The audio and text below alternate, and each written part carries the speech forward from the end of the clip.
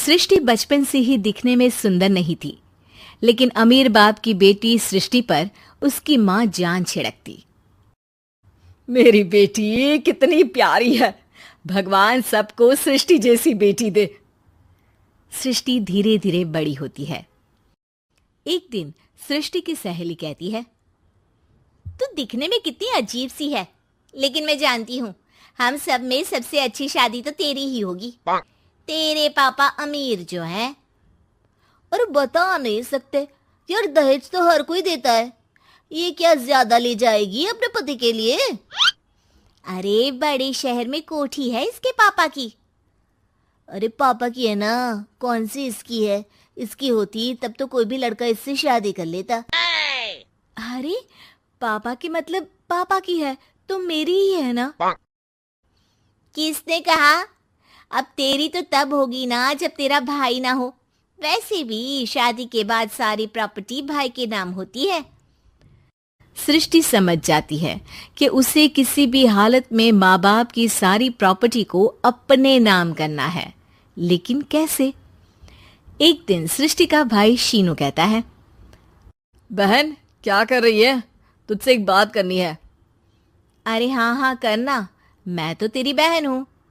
बहन मेरी लाइफ में ना एक लड़की है, बहुत अच्छी है। मैं सोच रहा हूँ माँ और पापा से बात करूँ शादी के लिए। सृष्टि को समझ में आ जाता है कि भाई की शादी होते ही भाभी उसे एक दिन भी घर में बर्दाश्त नहीं करेगी। क्या बात है भाई, बताना कौन है वो? यार वो बहुत अच्छी लड़की है, पढ़ी लिखी है, मेरे साथ जॉब भी करती है। बस एक प्रॉब्लम है। प्रॉब्लम? क्या प्रॉब्लम है भाई? यार वो शादीशुदा है, लेकिन उसके पति ने उसे सिर्फ इसलिए छोड़ दिया क्योंकि उसके माँ बाप दहेज नहीं दे पाए। सृष्टि ये सुनकर न जाने क्यों खुश हो जाती है। अरे भाई तो क्या हुआ, लड़की तुझे तो पसंद है ना? शीनू को लगता है कि बहन उसे समझ रही है। वो इस बात से अनजान होता है कि उसकी बहन की मंशा पूरा घर हड़पने की है। सृष्टि अपनी माँ से कहती है, मम्मी मुझे तो बहुत चिंता है, पता है शीनू क्या कर रहा है? अरे क्या कर रहा है, वो तो काम पर जाता है और वापस घर आता है। नहीं ना माँ, वो यही तो नहीं कर रहा, बाकी सब कर रहा है। आपको पता है उससे प्यार है, और वो भी एक शादीशुदा लड़की से। हैं? ये क्या हो गया? मैं सोसाइटी में क्या मुंह दिखाऊंगी? अरे तेरे पापा तो यही कहेंगे कि मैंने ही उसे बिगाड़ दिया है। माँ देखो, मेरी बात मानो, पापा पर भी विश्वास करने की जरूरत नहीं है। अब आप ही बताओ, पापा इतनी देर घर के बाहर रहते हैं क्यों? बोलो। अरे बेटा वो तो नौकरी करते हैं ना।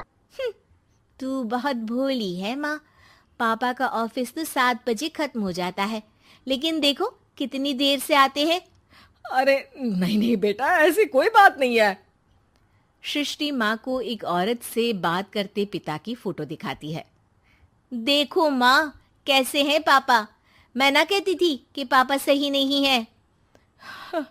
मैं तेरे पापा से बात करूंगी, दे फोटो मुझे।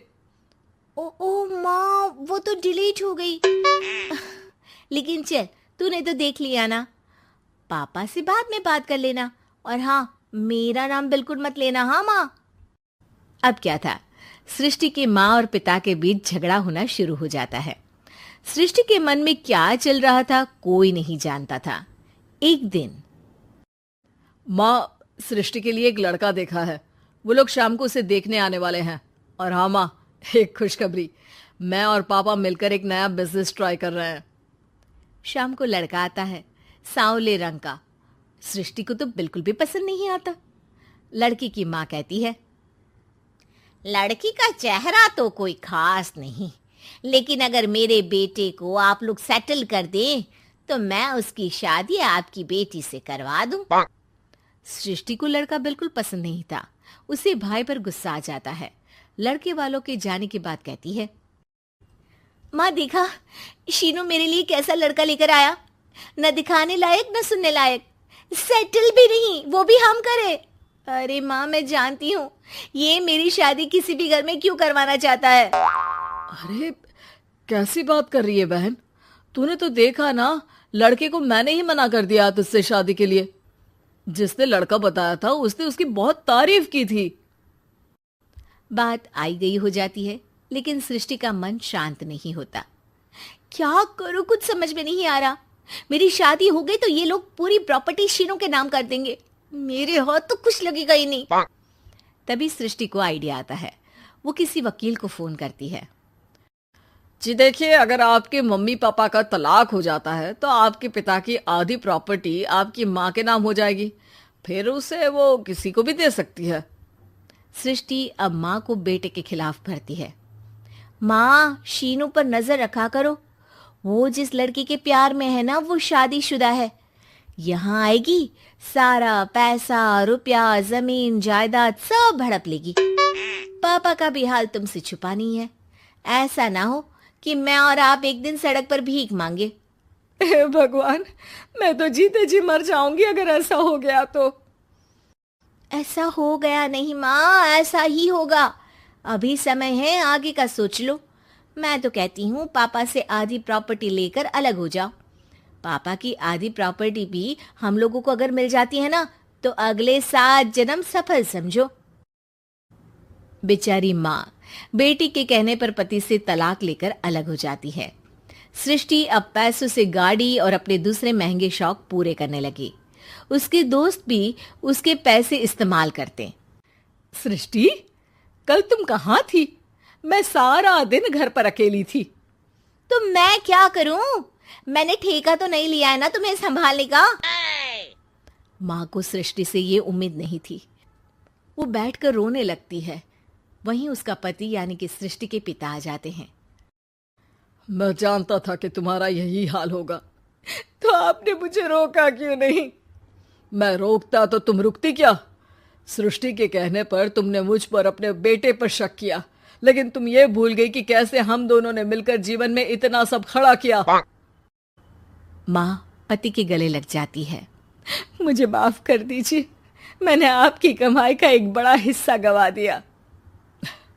कोई बात नहीं, तुम साथ हो तो मैं ऐसी 7 प्रॉपर्टी खड़ी कर दूंगा। तभी वहां सृष्टि आ जाती है रोते हुए। माँ, मयंक ने मुझे छोड़ दिया। वो बोल रहा था जब तक मेरे पास पैसे थे तब तक ही वो मेरे साथ था। पापा, माँ, मुझे माफ कर दीजिए।